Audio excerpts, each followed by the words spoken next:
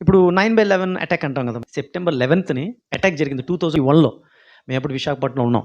చాలా world trade centre twin towers మీదకి 2 planes వచ్చి క్రాష్ చేశాయి. సో, మొత్తం అమెరికా చాలా వరకు కొలాప్స్ అయిపోయింది. ఈ సమయంలో స్టాన్లీ ప్రేమ్‌నాథ్ అనేటువంటి ఒక ఆయన ఉన్నాడు. ఈయన ఒక్కడే ఆ ఏరియాలో బతికాడు అని అంటారు. ఇతను 81 ఫ్లోర్‌లో పనిచేస్తున్నాడంట. అతనికి ఈ ఫ్లైట్ క్రాష్ కాకముందు అతనికి అనుకోకుండా సడెన్‌గా హార్ట్‌లో ఒక పెయిన్ లాగా వచ్చిందంట ఆయనకి. చాలా డిస్కంఫర్ట్‌గా ఉన్నాడంట ఆయన. ఆయన ప్రే చేస్తున్నాడంట ఆయన. ప్రే చేస్తున్నప్పుడు ఆయనకి వచ్చినటువంటి ఇండికేషన్ ప్రకారం అక్కడి నుంచి కిందకి వెళ్ళిపోతున్నాడు ఆయన. సెక్యూరిటీ ఆఫీసర్ ఆపాడు. ఏంటంటే నాకు కొంచెం పెయిన్ వస్తుందంటే, అయ్యయ్యో! మీరు ఈ టైంలో పైకెళ్ళడం కరెక్ట్. మీరు ఎక్కడికి వెళ్ళడం కరెక్ట్ కాదు.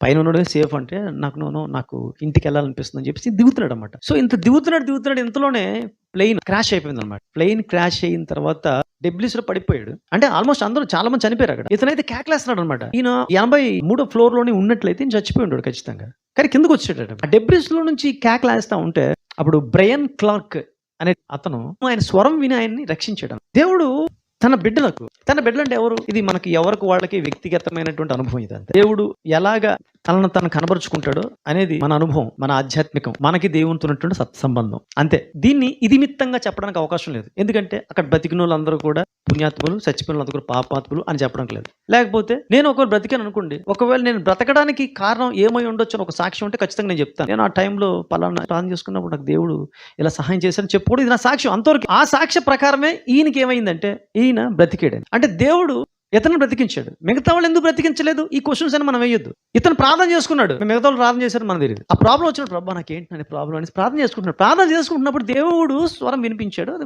కిందకు వచ్చాడు. సో ఇతను రక్షించాడు. మిగతా వాళ్ళు రక్షించాడా లేదా? మిగతా వాళ్ళు ఎందుకు రక్షించలేదు? ఈయనే పుణ్యాత్ముడా, మిగతా వాళ్ళందరూ పాపులా? ఈ ప్రశ్నలు వెంటనే వస్తాయి. ఇవి రాకూడదు. ఒక అనుభవం, ఒక సాక్ష్యం, ఒక రక్షణ. ఆ అనుభవం, ఆ సాక్ష్యం, ఆ రక్షణ మనకి ఇన్స్పిరేషన్ కావాలి.